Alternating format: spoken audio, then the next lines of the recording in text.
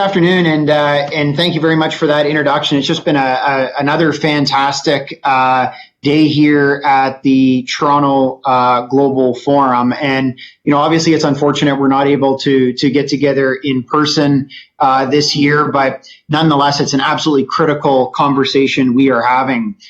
Looking forward to the panel discussion here in a few minutes about global manufacturing and the future of globalization. But what I really want to do now is pass it over to the Honourable Vic Fedeli. Many of you know Minister Fedeli. He's a staunch advocate for free trade and effective innovation here in the province of Ontario, and has really led the province of Ontario's efforts throughout the COVID-19 fight, in particular related to the province's response to retooling, economic recovery, the re-enablement of existing Ontario capabilities in manufacturing to secure personal protective equipment. And he's now with the province of Ontario, looking ahead to their upcoming budget on November 5th, is really looking at what economic recovery looks like.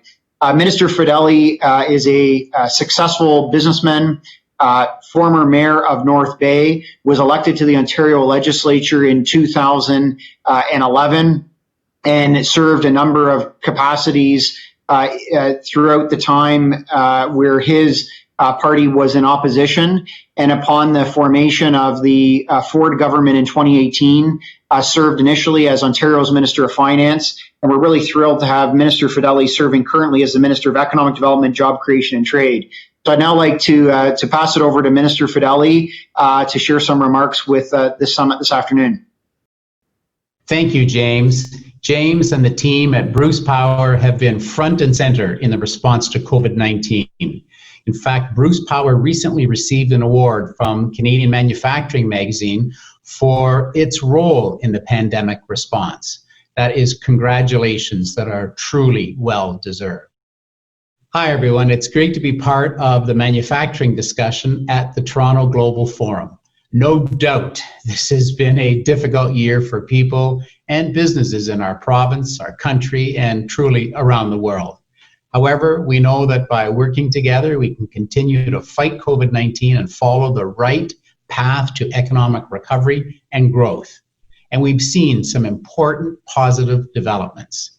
Through September's job numbers, Stats Canada shared that Ontario now has 17,000 more people working in our manufacturing sector today than before the COVID-19 outbreak. And this growth is further proof that Ontario continues to offer the best environment for jobs, opportunity, and new investments. Premier Ford and our entire government is immensely proud of how Ontario's manufacturing industry has responded to COVID-19. And you guys have been champions. I'll steal a word from the Premier. You're champions. Responding with speed and ingenuity to the immense business and economic challenges this pandemic has created. By pivoting your operations on a dime to make vital emergency supplies, your hard work and dedication is the reason why Ontario is known as Canada's workshop. Our government knows that a strong public health response must underpin a strong economic response as we navigate the COVID-19 crisis. From the very outset, Premier Ford was adamant that we would do everything in our power to overcome this pandemic. In short order, our government made $30 billion available to supply our frontline healthcare system and to provide relief to families, businesses, and communities. A $2.8 billion COVID-19 fall preparedness plan is now helping to fight the second wave. And our government is working across all fronts with industry to address the challenges of doing business in a post-COVID world, modernizing and streamlining regulations, making it easier to interact with government, reducing business costs, and working with businesses, large and small, to help them operate safely and address their PPE needs. A key lesson from COVID-19 is that we need to grow our domestic supply chain to reduce our reliance on other countries for essential supplies. Our $50 million Ontario Together Fund is helping meet that challenge. We're partnering with businesses that are pivoting their operations to produce PPE, emergency supplies, or develop technology-driven solutions and services to help businesses operate safely. We've already announced over 15 projects with many more in the pipeline. A great example of our work is with Linamar. And we're delighted that Linda Hazen-France is one of the panelists today who will be able to tell us more. Linamar is part of a team manufacturing ventilator components that will be used to produce 10,000 made in Ontario E700 ventilators. Our government was proud to contribute $2.5 million to this life-saving effort. These troubled times make it more important than ever to reinforce our trade ties across Canada with the US and around the world. Ontario is working with provinces, territories, and the federal government to remove barriers to internal trade and build on the Canadian Free Trade Agreement. We continue to strengthen cross-border supply chains and remind our friends south of the border that millions of American jobs depend on Canada-US trade and investment. And with COVID disrupting the traditional avenues by which companies develop their international sales, we quickly pivoted our export programs and transitioned to this digital format. We've now worked successfully with multiple Ontario delegations taking part in virtual trade missions across diverse industry sectors. COVID-19 continues to create unprecedented disruption across the global economy. But a silver lining from this crisis is that it has brought Ontario's investment attributes to an even sharper point. Our talent pipeline, with 44 public universities and colleges producing around 50,000 STEM graduates a year, it's out there. Our dynamic, innovative economy, with globally relevant clusters in advanced manufacturing, automotive, information technology, life sciences, and more, it's all there. Competitive business costs with some of the lowest manufacturing tax rates in North America. A global reach supported by Canada's free trade agreements in around 50 foreign markets, and a diverse population where people are welcome from all around the world. Companies recognize Ontario is ideally positioned to be a safe haven of growth, stability, and prudent governance in North America. Ontario businesses and workers have been manufacturing and producing products for many years. Since the outbreak of COVID-19, more and more Ontarians have said they would try to purchase domestic products more often. 56% to be exact. With the support of our government, the organization, Canadian Manufacturers and Exporters, launched the Ontario Made program. This program helps consumers use their purchasing power to directly support our homegrown manufacturers. At the same time, it helps ensure our province is strong and self-reliant, both today and in the future. Now, this exciting program, it involves Ontario-made branding that manufacturers can display on their products to appeal to consumers who are looking to buy local, and the supportontario-made.ca website to connect consumers and supply chain partners with Ontario-made products through one easy-to-use directory. In less than 2 months, more than 1,000 manufacturers have registered with the CME to promote more than 3,200 Ontario-made products. With such strong domestic support and international respect for the quality of products made right here, it's no surprise more businesses are choosing Ontario as their destination for growth. Just in the last few weeks, we've seen some landmark announcements. Ford Canada is making Ontario a global hub for its electric vehicle manufacturing. And Roche, the world's largest biotech company, chose the province for its global pharma technical operations site. We're seizing on this momentum with the creation of Invest Ontario, our new investment attraction agency that will energize the province's work to secure strategic projects and bolster our economy. Invest Ontario will be driven by effective partnerships, and we look forward to working closely with the team at Invest Canada, led by CEO Ian McKay, who is also a panelist today. Thank you again to Ontario's manufacturing community for your leadership and resilience in these unprecedented times. We will get through this and emerge with a stronger, more innovative and dynamic economy on the other side. Have a great discussion, everyone. Thank you. Great. Thank you very much, Minister Fedeli. I think that's just a fantastic overview. And, and I agree as an Ontarian, there's so many amazing things going on today in Ontario during very, very challenging times. And it's absolutely phenomenal. Organizations like Linamar, companies all across Ontario stepping up, retooling, helping us fight COVID-19, but also positioning ourselves for the economic recovery, which we know will be so important to so many communities and organizations and families across our province. I'd also like to echo Minister Fedeli's comments in terms of Made in Ontario. That's obviously something that is very critical for our economy here in Ontario. The organization that I have the opportunity to be a part of, Bruce Power, we're not only one of the largest providers of clean, reliable electricity here in the province of Ontario, but we're home to Canada's largest private sector infrastructure project.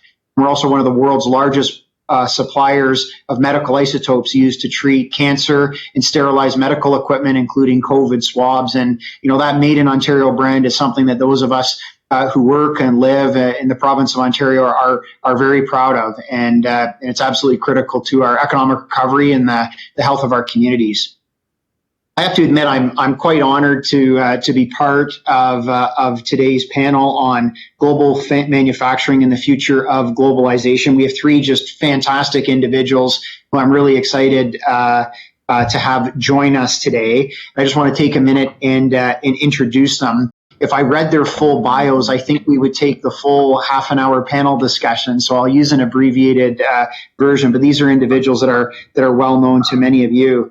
Our first panelist today is Linda Hasenfratz. She's the chairperson and CEO of Linamar Corporation. She's a very well-respected business leader here in Canada, well-known throughout the province of Ontario. And anybody, and Linda, I have to admit, I'm a University of Guelph grad, so if you've ever spent any time in Guelph, everybody knows Linamar and Linda Hasenfratz, and I think that's also the case throughout the province of Ontario. But outside of Ontario, in 2018, she was also named Canada's Outstanding CEO and was made a member of the Order of Canada. Today, Linamar operates 60 manufacturing locations and 8 research and development centers in 17 countries around the world. So, Linamar, not only a Made in Ontario, Made in Canada company, but really respected internationally. So thank you for joining us today, Linda. I also want to welcome Christiana Riley, who's the CEO for the Americas for Deutsche Bank. She's responsible for the bank's businesses in the Americas, and she's been a member of the management board since January 1st of 2020. I have to admit, Christiana, you picked an interesting time as of January 1st, 2020. You didn't get much runway before the pandemic hit, but obviously you have just a fantastic background. You've been a part of Deutsche Bank since 2006, and previously held the role of Chief Financial Officer. And I also note your extensive career with McKinsey. So thank you very much for joining us today, and we look forward to your contributions to the panel. And Ian McKay, who's the president and CEO of Invest in Canada. It's great, Ian, to have you as the inaugural CEO of Invest in Canada. And obviously, your organization is going to be absolutely critical to some of the challenges and opportunities that are before us as a country.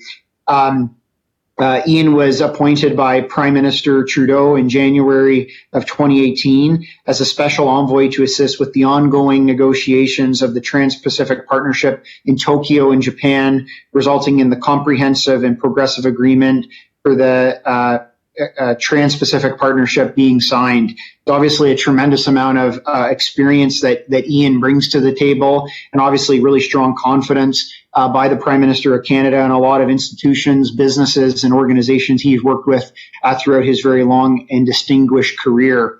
So I really appreciate all three of you joining us today. And I think maybe I know there's obviously a number of items that we want to talk about today, but first and foremost, obviously this the Toronto Global Forum, we're having a very different discussion if we were not in a COVID world. So maybe I'll start with you, Linda.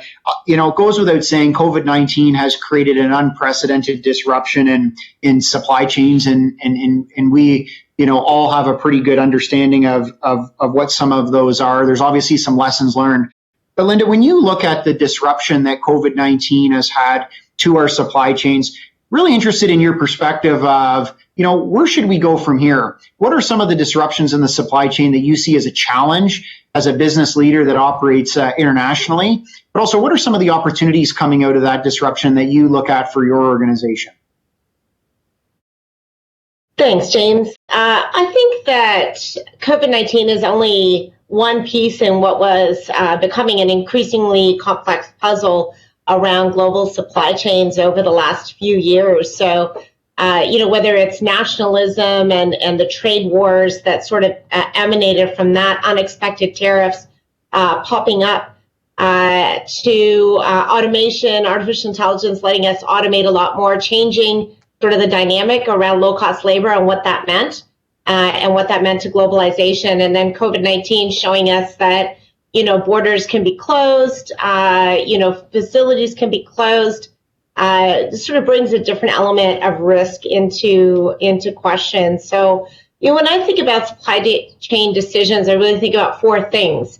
I'm looking for great cost, I'm looking for great technology, great quality, and obviously low risk. So, a lot of what's been going on has kind of highlighted the risk piece. But I think the bottom line is that although we have to pay more attention to the risk piece, I don't think that we're necessarily ready to give up on the cost, technology, and quality pieces as well. And globalization has really benefited us enormously in that regard. By virtue of the fact that it has allowed companies and countries to specialize in the production of certain kinds of products or processes, right? So they're aggregating the buy from around the world, they're getting higher volumes. That's allowing them to become incredibly efficient, create great costs. That's allowing them to funnel money back into R&D so they can be very focused with R&D instead of trying to spread that R&D across a whole bunch of things. So, the idea of us trying to do everything within a country really dilutes that, right? Because it reduces your volumes, it reduces the impact of your R&D dollars. So I don't know that it makes that much sense. And secondly, I also think that it's difficult to unwind the global supply chains that have been put in place. It's like trying to unscramble eggs. Like, it's difficult to do, it costs an enormous amount of money, and there really isn't any return for that. So I do think that risk has definitely come up in terms of its weighting in what we're thinking about around supply chains. And it may very well result in some shifting here and there, but I do think that the cost, quality, and technology pieces are quite compelling as well, and that, like anything, is going to have to be a combination of those things to make decisions around supply chains. Linda, that's a great perspective, and I think you're just right on the money with that. And I think really, I think the best way to build on that is really over to Christiana. And when you look at the some of the things that Linda is talking about, what do you think we've learned from, not only, as Linda noted, this isn't only COVID-19 we're talking about here. It's a long series of long-term incremental disruptions and changes that we've seen. And obviously it's very easy. I think we'd be minimizing this topic by just attributing it all to COVID-19.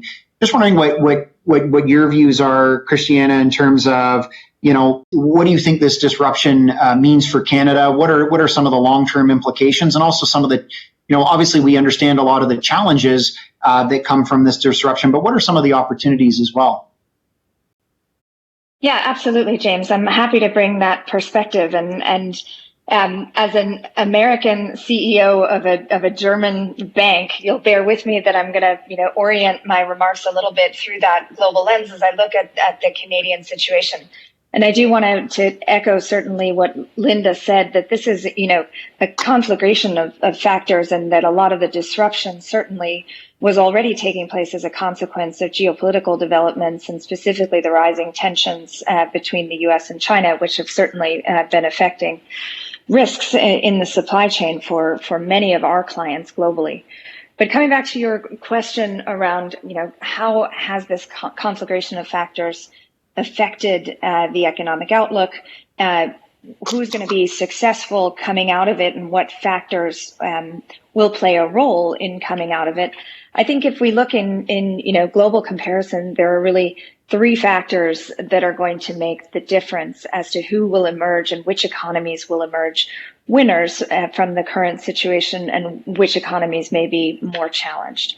And I think, first and foremost, we can't ignore the factor of, how each economy across the globe is dealing with the public health crisis here. And I'll do, if you'll bear with me, the compare and contrast a little bit between the Canadian situation and our home market in Germany, where, thanks for the nice introduction, James, I did spend 20 years of my career over living and working in Germany. So I've been sitting here in the New York metro area looking with a lot of envy at how the situation is being managed in Canada, and a lot of envy as to how the situation is being managed in Germany, and many parallels between the two. So I think on that metric, first and foremost, well positioned, right? The second metric, I think, does have to do with we are going to be, when we do come back and reemerge from this situation, I think as a global economy, wound like a coil, right? And ready to really spring back. We've talked a lot about V versus U versus W shape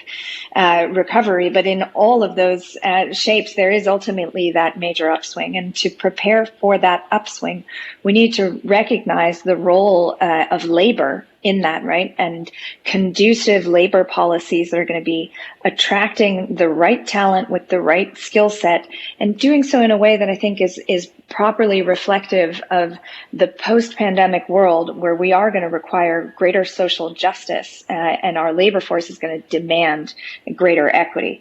Also there, I see, again, looking from south of the border, some really attractive aspects of Canadian labor policy. Similar dynamics in a slightly more antiquated but increasingly modernizing engagement with the labor force in Germany. So I think a second factor that positions well.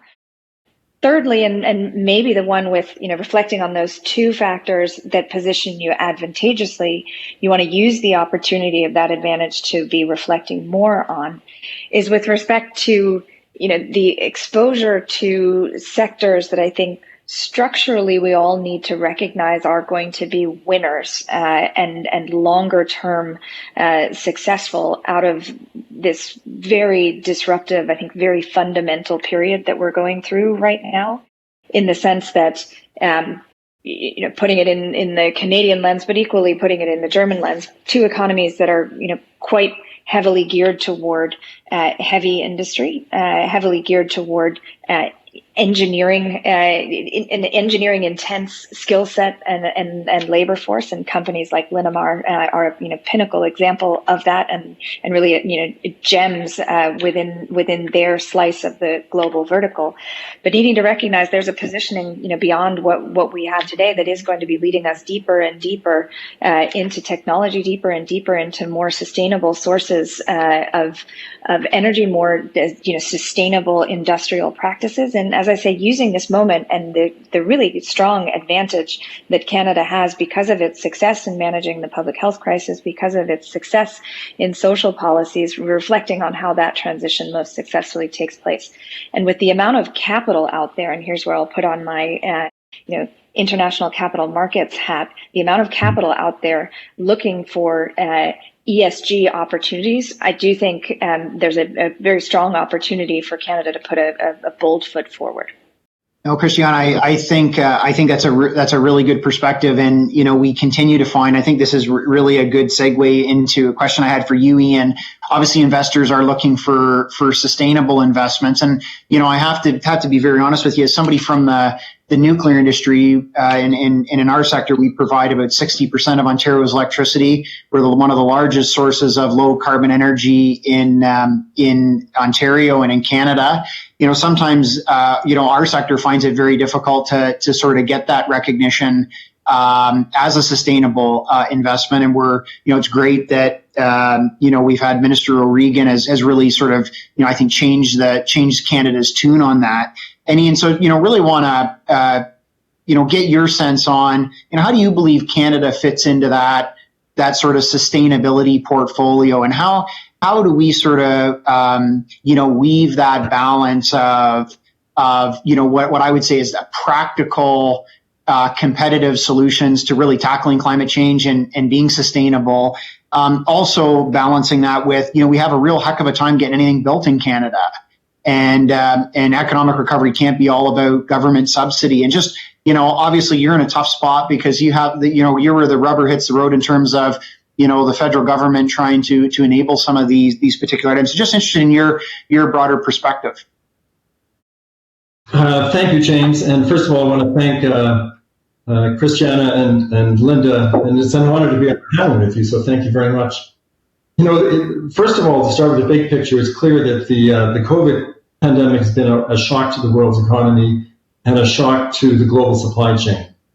And this is a supply chain that we've all, as consumers, as countries, as multinational companies, we've become sort of addicted to the reliability, the certainty, the safety, the security, the low cost, the just-in-time delivery.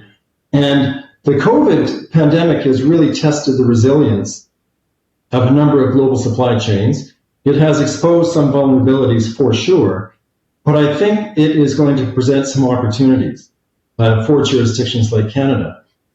But I want to look forward a little bit and talk about, James, in the context of your question, some other external shocks that we can sort of see coming that will affect global supply chains and create opportunities from Canada. One, of course, is climate change, which is real, it's happening right now. And you have to wonder how long that some of the energy infrastructure hubs or ports around the world will be able to sustain, multiple hurricanes happening in the same season, or in Southeast Asia, multiple typhoons happening. And what will happen to some of that supply chain infrastructure, and where Canada's trade corridors can maybe take up some slack. The other thing is ESG that both Linda and Christian referenced.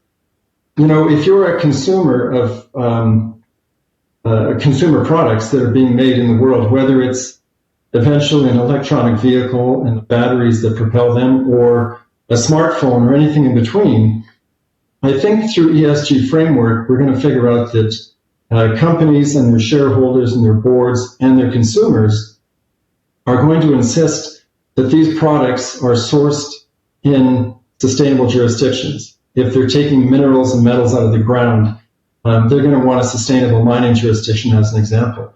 So I think in that context, there's going to be significant opportunities for Canada. And we are seeing, even since the onset of COVID, we are seeing a real spike in inbound FDI, in clean tech investments, in life sciences, and in agriculture. And I think all those things are going to play themselves out to the benefit of Canada for the long term. No, Ian, I think that's spot on, and and ESG is certainly one of those terms that it's really catching fire, so to speak. And I think one of the things people struggle with is also, what does that mean? What is in that? And different people have sort of different interpretations. And I And I think that is going to consistently be an ongoing struggle. And I think the role that governments are going to play in terms of framing what is realistic ESG and what does that look like is going to be critical. And Linda, on that note, I mean, obviously you guys are a hugely successful, great Canadian success story in the auto sector. And so when you look ahead, Linda, at sort of the future of auto, a lot of people talk about electric vehicles, decarbonization. Where is it you kind of land on that? What is in the realm of the possible from your perspective as to in terms of entering that growing or new market? I know Minister Fedeli talked about that in his introduction, versus really doubling down and continuing to enhance that kind of core business. Obviously, fossil fuels aren't going anywhere anytime soon. How do you land on that as somebody who's really a key input into wherever that lands? Yeah, I mean, we think the whole shift into electrified vehicles is incredibly exciting and a massive opportunity, of course. I mean, anytime that you have a technology shift, it's creating opportunity, right, that we can chase after. So making components and subsystems for vehicles is 70% of our business is automotive and auto parts. The other 30% is in industrial products. So making parts and assemblies for vehicles is our core business. Making parts and assemblies for internal combustion engine vehicles is not the only part of that, right? So I think the one thing people don't really understand is that electric vehicles are actually not terribly dissimilar to internal combustion driven vehicles. I mean, in terms of the OEM automaker assembly, for instance, I mean, it is pretty much the same, right? I mean, it's still got a body, it's got tires, it's got an instrument panel, it's got seats, it's got lights. The majority of it is absolutely identical. It's only the powertrain that's different. So instead of having an engine and transmission module to drive the vehicle, you now have an electric powertrain that's made up of an electric motor, an inverter, and a gearbox. So it's just a new system to target. And we have found huge opportunities in such. In fact, a third of our business wins this year so far have been for electric vehicles, even though electric vehicles today only represent 3% of global production. So I think that people, number one, I feel like people often overestimate technology adoption in the short term and underestimate it in the long term, right? I didn't come up with that. Somebody, smarter than me came up with that. But it is very much true. So everybody, had this sense, I think maybe because it's so much in the news, that electric vehicles are overtaking internal combustion, which of course they're a long way away from doing that. Now, that's not to say it isn't coming. So what I think is really important is that businesses that are in the vehicle business figure out, if something's going to shift from what they're producing for the vehicle, figure out what you're going to do, for these new vehicles and get after it, right? Because it's happening over the next, 10 to 15 years that this evolution will happen as the technology becomes affordable for a larger swath of the consumer base, and as investments, because remember, it'll take hundreds of billions of dollars to shift, production lines from 100 million vehicles a year, internal combustion, to 100 million electric. And I also believe it'll be a combination of battery electric and fuel cell electric, by the way. So to me, I think it's exciting.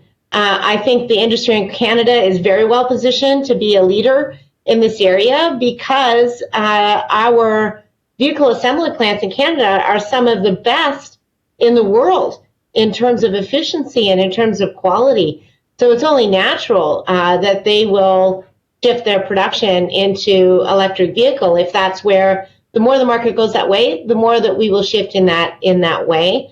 And the supply side will be right in lockstep with it. In many cases, with the very same products they're producing today, and in other cases with brand new products. So I mean, we've got brand new products we're making for electric vehicles. But electric vehicle powertrains also have, gears, shafts, and housings, just like internal combustion and transmission systems do. So, and also the equipment that you use to make, or at least the equipment we use to make those components, is exactly the same. It doesn't matter whether I'm making it for an electric vehicle or internal combustion vehicle. A gear cutter is a gear cutter, and we can utilize that asset. So I think we are absolutely well positioned, both the automakers and the supply base, to be in this market. And I think it's a really exciting area of growth for us, Linamar, as well as for the sector here in Canada. Linda, that's amazing. I don't know if I heard that right, but did you say 1/3 of your business this year is manufacturing parts for electric vehicles? Did I hear that right? No, you didn't. A third of the new business that we have won. So every year we're winning new business that's going to start up over the next 2, 3, 4 years. A third of it is for electric vehicles. So it's representative of the fact that there's investment happening over the next several years that will slowly ramp up to produce electric vehicles. So there's lots of activity going on, and that's why it's so important to have products to sell to the electric, vehicle parts of the vehicle. Of course, a third of our business today couldn't be in electric vehicles. Only 3% of global vehicle production is electric. So, I don't know that there's anybody that would have such a high percentage of their business being electric, just because it's such a small portion today. But it'll be more important in the future. Well, no, thanks very much for clarifying that. But even a third of new business is still really exciting, and so that's that's absolutely great to hear. And Christiana, maybe over to you. One of the things you're hearing a lot of governments as they're looking both in North America and around the world, thinking about ideally, when we move out of this pandemic, what are some of their fiscal tools going to be as governments around kickstarting that recovery, and also, a lot of people talking about more of a sustainable recovery. Now that Ian did a great job of articulating that. And so when you look at it, what are, if you were giving advice to ministers of finances or treasury secretaries from the G7, what would your advice be as to where they should target those fiscal tools? Because obviously governments are really challenged right now because a lot of fiscal firepower has been challenged with the pandemic and also fighting the pandemic. And so, if you were to pick out the key focus areas for those ministers of finance, what would you suggest? Yeah, look, I think the answer to that question requires us to take a couple of big steps back and take a look at what we've learned in 2020, right? And I think, quite fundamentally, it's shown us that a lot of the things about our world and how we were building the world around us up until this point really just weren't working, right? I mean, in the very, narrow sense of the consequences of the pandemic, we have and this is perhaps more of a U.S. lens that I take on this, but the inadequacy of our healthcare systems in protecting the most vulnerable populations in society. So that's kind of the narrow lens. Then you've got all of the issues that we've been talking here around sustainable development, which have just been exacerbated by what we've seen. Spreading pandemic has its links to climate change, but of course, certainly the a dramatic situation we've had on the west coast of the U.S. This year, and the very intense hurricane season. The evidence is just all around us that the way we have been investing in our economy has been ignoring the climate implications in our quest for economic gain. And then taking it to kind of even a bigger, global societal level, much of what we were doing up until this point was also ignoring the increasing gap in wealth between developed and developing economies. And all of those are really big things. And as you say, James, are the priorities of the finance ministers at the G7 level. And they're hard. They're structural, right? And they really do require government intervention. They're kind of generational challenges to solve. Within that, though, and kind of harking to what Linda was just describing around the development of her business, there's also a lot going on within the private sector that if we set ourselves and if we look to the G7 to be setting some, and frankly, the UN with its Sustainable Development Principles has already done quite a bit of this work for us to set the direction of travel, the private sector can actually pick up quite a lot of this, and relying on responsible capitalism and functioning capital markets can finance a lot of the bridging from where we are today to where we want to get to in the future. And I think they're specifically around a lot of what we're doing with our clients down here in the US, but also up in your market around green bond financing, right? And we talked about the need for governments to set standards around what ESG really is. Yes, that's true, but there's also a role of, Larry Fink talked about this quite prominently at the beginning of the year out in Davos around the demand that investors and sources of capital will have around where they're placing their capital and wanting to understand that capital is being put to use against sustainable development projects. And when that capital is being put to use against sustainable projects and sustainable investments, there is a premium, or from the perspective of the investor, that the investor is willing to pay. And there is on the flip side, a discount that the financee, so the recipient of the financing, is able to gain, right? So taking it from the macro, James, in your question, yes, I do think that, our G7 leaders have a really important responsibility to be setting those priorities and setting the direction of travel and or doubling down on the sustainable development goals. But those of us, all of us operating in the private sector, have a responsibility, and particularly financial institutions, to be playing that intermediary between sources of capital looking to promote sustainable development and the sustainable projects, or the within our more traditional industries, guiding and developing toward a more sustainable business model that can benefit from attracting those sources of capital looking for sustainable opportunities. No, I think that's right on the mark, and we only have unfortunately a couple of minutes left. I know we could probably go on all afternoon. This is a really deep and exciting topic. But Ian, I don't want to wrap this up without giving you another chance, because I just think you must have just such an interesting job right now. That's maybe one way to describe it some days, but it's a really interesting, really important role that you're playing here in Canada. And just really briefly, Ian, what is it now that when you sitting in your chair, what are some of the opportunities that COVID presents to your organization around, acceleration, intensity, focus? From your perspective, if we were doing this panel a year ago versus now, what are some of the opportunities that the pandemic has presented around really sharpening the focus of some of the areas that you want to encourage and see support for? Thanks, James, and I agree. After Linda, I think I've got a job in Canada, so we're in a really, really good position. In terms of opportunities, I think it's important to outline that actually Canada's been on a bit of a roll in terms of attracting foreign direct investment over the past few years. A lot of it attributable to what Christiana was talking about is what global investment capital pools are looking for. And they're looking for jurisdictions with policy frameworks that are going to encourage and facilitate sustainable economic development, clean technology, and low emission strategies. And as it happens, Canada's FDI is actually up about 88% over the past 3 years. And that's in a world where global capital flows have actually been flatlining a little bit. And this is even pre-COVID. So I think when investors are talking with their wallets, they're looking at Canada as a bit of an outlier in terms of our aggressive approach to putting in prices on carbon, accelerating the development of R&D for clean tech solutions. So we will continue to see a spike in investment in Canada into some of those domains, be it clean tech, clean energy.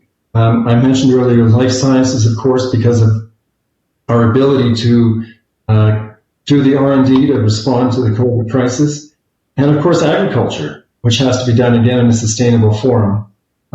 Canada's got an amazing ability. What country in the world wouldn't want to have in Alberta, Saskatchewan, Manitoba side by side, creating bioproteins for the world to consume safely? So Those are all areas where we're seeing a spike, and I think we'll continue to see a spike in foreign direct investment. So I think we're very, very well positioned at the moment, and we have to do a better job of getting that word out and talking to our investment partners and our trade partners around the world. We have free trade with 51 countries, about 1.5 billion consumers, and so that's also an advantage for foreign companies who want to operate in Canada to now have a consumer market of 1.5 billion at their fingertips. So I think we're positioned very well. We've got to do a lot better job of telling the story, of getting out and meeting people and guiding their attention to some of the opportunities here in Canada.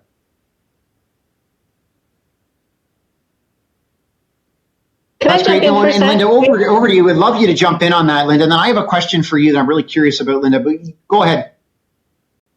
Yeah, I just want to jump in for a minute because I agree with Ian. I think that there's not a great understanding of, number one, the great opportunities to invest in Canada, but also, number two, that there is a significant amount of investment that is already going into Canada. I mean, we keep hearing the rhetoric in the news, not enough investment, and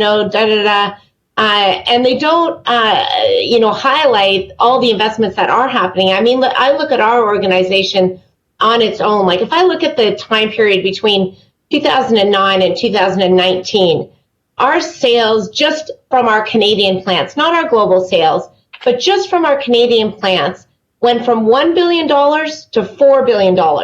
Okay, we quadrupled our business. In that time frame, we invested more than $1.4 billion into our Canadian plants and continue to invest. Our workforce grew from 5,000 people to 12,000 people.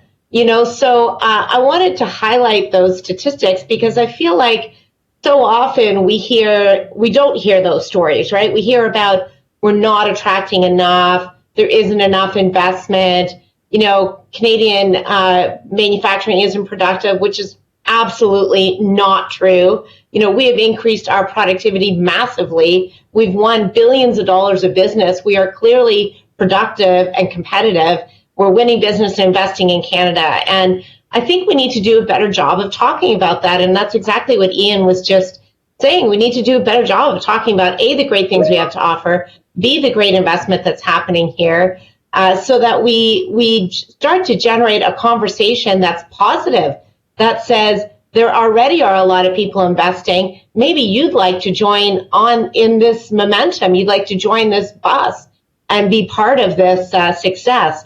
If we say to the world or to ourselves, and the world listens in, that we're not productive, we don't invest enough, who's going to want to come here? Nobody's going to want to come here. Let's highlight the success stories of companies like Linamar and many others who have invested deeply, who have grown our business enormously and have seen great success in this country.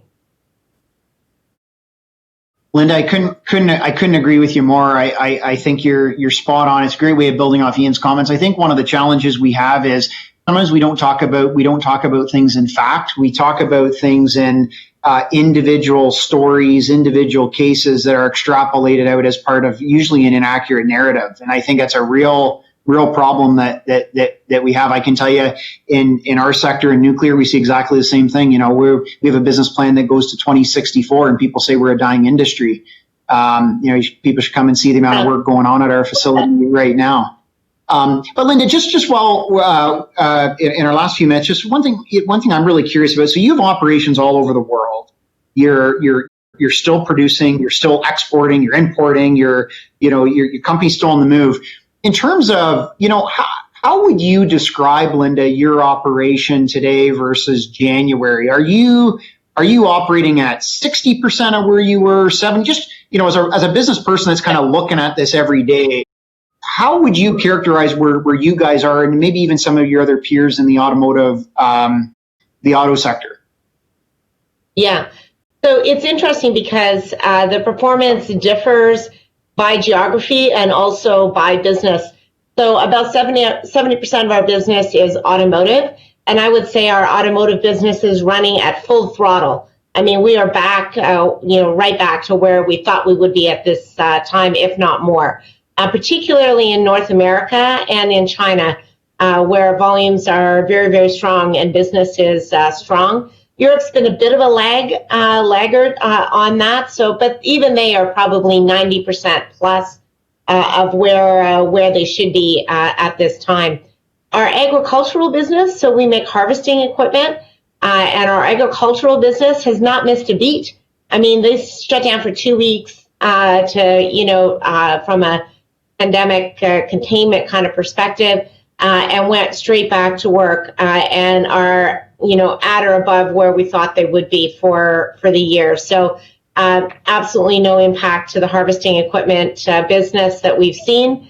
And then lastly, our Skyjack access equipment business is probably the slowest to recover. So it's been a slow recovery for them. I'd say they're, significantly lower still than where we would have expected them to be. But we are finally starting to see some signs of recovery in the market, and are optimistic that we will see some growth, much better growth than anticipated starting to happen next year. So very different depending on the industry, but overall pretty strong. I mean, if I look at our global workforce, we have about 26,000 people globally, and 95% of them are actively back to work, of which 98% are physically on site, so in our plants and in our offices globally. About 2% are still working from home, but we're slowly bringing them back. So, Christiana, when you listen to sort of Linda's comments, and I mean, I just, that's just so great to hear, especially when we know just the significance of I know it's not just auto, Linda, but in particular the impact of auto here in Ontario. But that's great to hear. Christiana, when you hear what Linda is saying, and then you sort of calibrate that with many of the individuals you work with in your organization, what's your take on sort of where we are? Where are some of the big gaps in performance or the big gaps in production? Where do you think we are? Look, I think I would echo what Linda has described in terms of the, continuity and operating, relatively well in line with expectations pre-pandemic is pretty consistent with what we're seeing with much of our client base here in North America. I would echo what Linda described, that demand in Europe, and this is unrelated to the pandemic, right? Because as we all observe, Europe, at least up until perhaps these past couple of days, had been navigating through the pandemic on a relatively strong basis. It's I think a more structural issue in Europe around the integration of economies within the EU. The big factor that we've all been kind of ignoring, as we have been pretty focused on other issues on this continent around Brexit and the impact that that's going to have on intra-European trade with Brexit, with Great Britain pulling out of the trade union. So there are a lot of factors going on in Europe that we are, somewhat blissfully unaffected by here in the US, and I think we've all seen the strong recovery out in Asia. So it does very much, I think, depend on global business mix as to how affected or unaffected our client base has been as a consequence of this year's developments. Well, that's great, and I think we're almost out of time, so I will move to the wrap up. Again, this has been a great discussion. I appreciate all of you for your contributions to this discussion and to this panel, but more importantly, to all three of you, you are all in roles that, frankly, a lot of folks are counting on you in your respective organizations. And as we think about coming out of this challenging time and most importantly, managing through it, really want to thank you for your respective leadership, the work that you are doing. This is not an easy time for leaders. And I think, Linda, one of the things that you said really struck me, and that was really around being positive. Let's talk up in terms of what our opportunities are and where our strengths are.